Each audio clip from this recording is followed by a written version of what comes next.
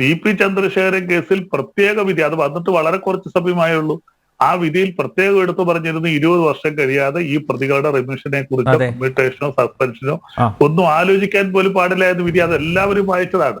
അപ്പൊ അങ്ങനെ ഒരു വിധി നിലനിൽക്കുക, ഇത് നടപ്പിലാക്കാൻ കഴിയില്ല എന്ന് പരിപൂർണ ഉദ്ദേശത്തോടുകൂടി സാമാന്യം വിദ്യാഭ്യാസം വിവരമുള്ള ആരും ഇതിന് പുറപ്പെടും. അല്ല, ഞാനൊരു കാര്യം ചോദിച്ചോട്ടെ അഡ്വക്കേറ്റ് ബലദേവ്, ലളിതമായിട്ടുള്ള ഒരു ചോദ്യമാണ്.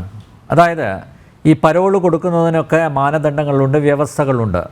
നിങ്ങൾ നോക്കൂ, ഈ ടി.പി. ചന്ദ്രശേഖരൻ കൊലക്കേസിൽ ശിക്ഷിക്കപ്പെട്ട അകത്ത് കഴിയുന്ന എത്ര പേർ ഇപ്പോൾ പുറത്തുണ്ടെന്ന് താങ്കൾക്ക് പറയാൻ പറ്റുമോ?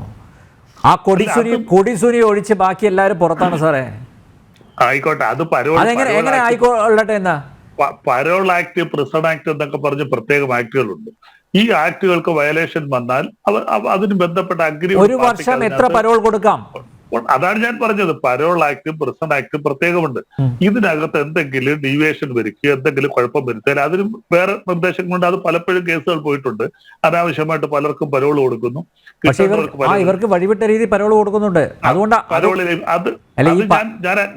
ഞാനത് അഡ്മിറ്റ് ചെയ്യുന്നു. ഇങ്ങനെ പരോളിൽ ഇറങ്ങിയിട്ടാണ് മുഹമ്മദ് ഷാഫി കല്യാണം കഴിച്ചത്.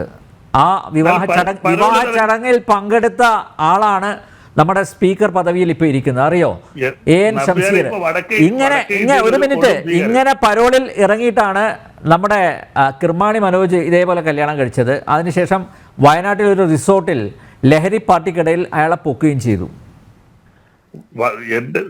നമ്പ്യാരെ വടക്കേ ഇന്ത്യയിലെ ഏറ്റവും നൊട്ടോറിയസ് ആയിട്ടുള്ള ഒരു ക്രിമിനല് വിവാഹം കഴിക്കണമെന്ന് പറഞ്ഞ് പരോളിന് ആവശ്യപ്പെട്ട് സുപ്രീം കോടതിയിൽ പോയി പരോൾ അനുവദിച്ചു. 15 ദിവസം.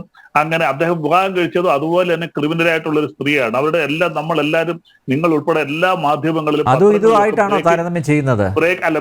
വിവാഹം കഴിക്കാനായിട്ട് പരോൾ അനുവദിച്ചു. പരോൾ എടുത്ത് വിവാഹം കഴിച്ചതല്ല, വിവാഹം കഴിക്കാനായിട്ട് ഹൈക്കോടതി ഗവൺമെന്റ് അനുവദിക്കാനും സുപ്രീം കോടതി. വിവാഹം കഴിക്കാനും അടുത്ത ബന്ധുക്കൾ മരണപ്പെട്ടാലൊക്കെ പരോളിൽ പോവാം. പക്ഷെ അങ്ങനെയല്ലല്ലോ. ഇവര് ജയിലിനകത്ത് കിടന്നതിനേക്കാൾ കൂടുതൽ സമയം പുറത്താണ് സാർ കഴിയുന്നത്. അത് വേറെ ചോദ്യം ചെയ്യേണ്ട കാര്യമാണ്. അത് ഞാൻ പറഞ്ഞല്ലോ, നിയമപരമായിട്ട് ഇതിനകത്ത് പരോൾ ആക്ട്, പ്രിസൺ ആക്ട് എന്തെങ്കിലും ഡീവിയേറ്റ് ചെയ്താൽ അത് നിയമപരമായിട്ട് ചോദ്യം ചെയ്യാം. അതിനാണല്ലോ ഇവിടെ കോടതികളുള്ളത്. അങ്ങനെ ഒരു ചോദ്യം ചെയ്യലാണല്ലോ ഈ പ്രതികൾക്ക് 20 വർഷത്തിൽ കഴിഞ്ഞ ജാമ്യം കൊടുക്കാവൂ എന്ന് ഹൈക്കോടതി നിർദ്ദേശം വന്നത്. അപ്പൊ വെറുതെ നിയമങ്ങളല്ല. ഈ നിയമം 433A അനുസരിച്ച് 14 വർഷം കഴിഞ്ഞാൽ പ്രതികൾക്ക് ജാമ്യം കൊടുക്കാം. കോടതിക്ക് കമ്മ്യൂട്ട് ചെയ്യുക, റിവിഷൻ നടത്തിയൊക്കെ ചെയ്യാം. പക്ഷേ ഈ കേസിനകത്ത് പ്രത്യേകിച്ച് 20 വർഷം കഴിഞ്ഞ് കൊടുക്കാവുന്ന ഹൈക്കോടതി ഉത്തരവ് വന്നത് അങ്ങനെ ഒരു പ്രത്യേക സാഹചര്യത്തിലാണ്. അപ്പോൾ തീർച്ചയായിട്ടും അതിനകത്ത് നമ്പ്യാർക്ക് വേണമെങ്കിൽ ഒരു പബ്ലിക് ഇൻട്രസ്റ്റ് ലിറ്റിഗേഷൻ ഫയൽ ചെയ്യാം. അത് കോടതിക്ക് അതിനകത്തുള്ള വിധിന്യായങ്ങൾ കൊണ്ടുവരാം. അങ്ങനെ പരോൾ കൊടുത്തിട്ടുണ്ടെങ്കിൽ നമ്പ്യാർക്ക് ഫയൽ ചെയ്യാം. അല്ല, ഞാൻ അതൊക്കെ പലതരം ഒറ്റ കാര്യം കൂടി, അതിനുശേഷം ഞാൻ ഷാജഹാനിലേക്ക് പോവാണ്. ഒറ്റ കാര്യം കൂടി, അതായത് സർക്കാർ ഇത് അറിഞ്ഞിട്ടില്ല, ആഭ്യന്തര വകുപ്പ് അറിഞ്ഞിട്ടില്ല. ഇത് ജയിൽ സൂപ്രണ്ടിൻ്റെ ഭാഗത്തു നിന്നുണ്ടായിട്ടുള്ള വീഴ്ചയാണ്. അതുകൊണ്ട് സൂപ്രണ്ട് അടക്കം 3 ഉദ്യോഗസ്ഥരെ സസ്പെൻഡ് ചെയ്തു. ഇന്നലെ സ്പീക്കർ പറഞ്ഞ എന്താ? അടിയന്തര പ്രമേയത്തിന് അവതരണാനുമതി തേടിയപ്പോൾ, പ്രതിപക്ഷം തേടിയപ്പോൾ സ്പീക്കർ പറഞ്ഞതെന്താ? ഇതെല്ലാം അഭ്യൂഹമാണെന്നാണ് അല്ലേ? ഇന്നലെ വൈകുന്നേരവും ഈ ക്രൂരന്മാരായ ക്രിമിനലുകൾക്ക് ശിക്ഷാ ഇളവ് നൽകുന്നതിന് വേണ്ടിയുള്ള നടപടികളുമായിട്ട് സർക്കാർ മുന്നോട്ട് പോകുന്ന ദയനീയമായ സ്ഥിതിക്ക് നമ്മൾ സാക്ഷ്യം വഹിച്ചു. ഇന്നലെ വൈകുന്നേരം ഈ ട്രൗസർ മനോജിന് വേണ്ടി ഇപ്പോൾ റെമിഷന് കൊടുക്കുമ്പോൾ സ്വാഭാവികമായിട്ട് ഇവർ പുറത്തിറങ്ങി കഴിഞ്ഞാൽ എന്തെങ്കിലും പ്രശ്നം ഉണ്ടാവുമോ, ആർക്കെങ്കിലും പരാതി ഉണ്ടെങ്കിൽ ബോധ്യപ്പെടുത്താം അല്ലേ? അതിനാണല്ലോ പോലീസിൻ്റെ റിപ്പോർട്ട് തരുന്നത്.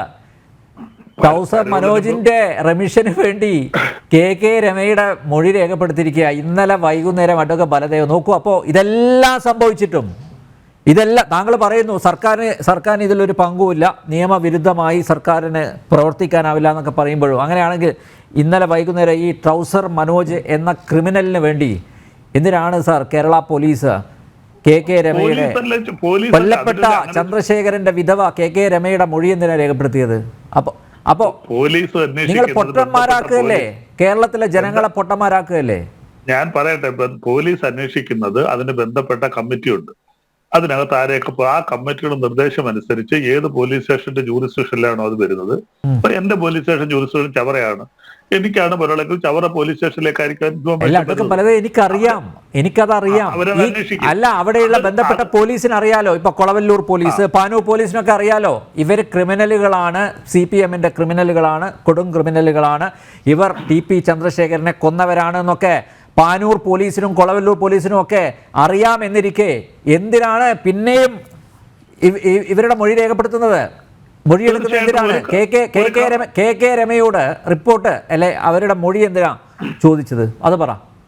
അവരുടെ മേലുദ്യോഗസ്ഥർ നിർദ്ദേശിച്ചാൽ അവർക്ക് അന്വേഷിക്കാതിരിക്കാൻ പറ്റും. അവരെ കൊല്ലം എസ് പി അന്വേഷിക്കണം. സമ്മതിച്ചു. നല്ല എസ് ഐക്ക് അന്വേഷിക്കാതിരിക്കാൻ പറ്റും. നല്ല ന്യായീകരണം. ജില്ലാ കളക്ടർ വിളിച്ച് പറയുകയാണ് തെക്കുമ്പോ എസ് ഐ എടുക്കാൻ എന്നെ കുറിച്ച് അന്വേഷിക്കണം എന്ന് പറഞ്ഞാൽ എസ് ഐക്ക് പറയാൻ പറ്റുമോ ഇത് ഹൈക്കോടതി വിധിക്ക് വിരുദ്ധമാണ്, അന്വേഷിക്കാൻ? അവിടെയാണ് ഞാൻ ചോദിക്കുന്നത്. കണ്ണൂർ സെൻട്രൽ ജയിൽ സൂപ്രണ്ടിന്റെ അളിയന്മാരാണോ ഈ 4 പേര്? സെൻട്രൽ ജയിൽ സൂപ്രണ്ട് ഈ കേസിൽ ഇടപെട്ടത് മുകളിൽ നിന്നുള്ള നിർദ്ദേശപ്രകാരമല്ലേ അഡ്വക്കേറ്റ് ബലദേവ? അല്ലാതെ പറയാൻ പറ്റുമോ? താങ്കൾ നെഞ്ചിൽ കൈവച്ച് പറ.